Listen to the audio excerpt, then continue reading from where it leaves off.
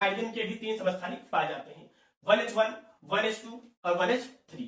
तो 1H1 होता है बच्चों, ये होता है प्रोटियम। 1H1 को बोलते हैं प्रोटियम। और जो बच्चों दूसरा होता है 1H2, इसे बोलते हैं ड्यूटेरियम। ड्यूटेरियम।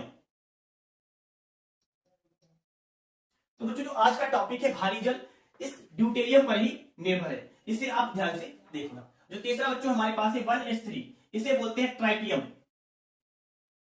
ट्राइटियम।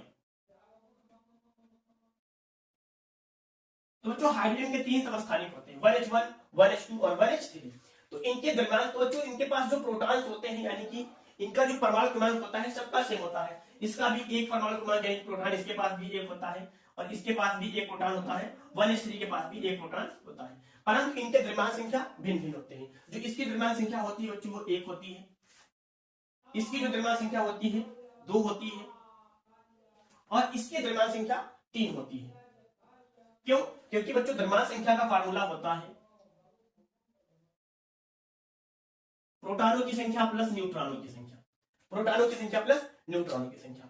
इन सभी के पास यानी कि हाइड्रोजन की जो तीनों समस्थानिक के सभी के पास प्रोटॉन यानी कि इनका परमाणु क्रमांक 1 होता है, तो प्रोटॉन भी सबका कितना हो जाएगा बच्चों? सभी के पास एक एक प्रोटॉन हो जाएगा। हाइड्रोजन के तीनों समस्थानिक है, इस वाले समस्थानिक से बच्चों हम लोग नॉर्मल वाटर बनाते हैं, सामान्य जल।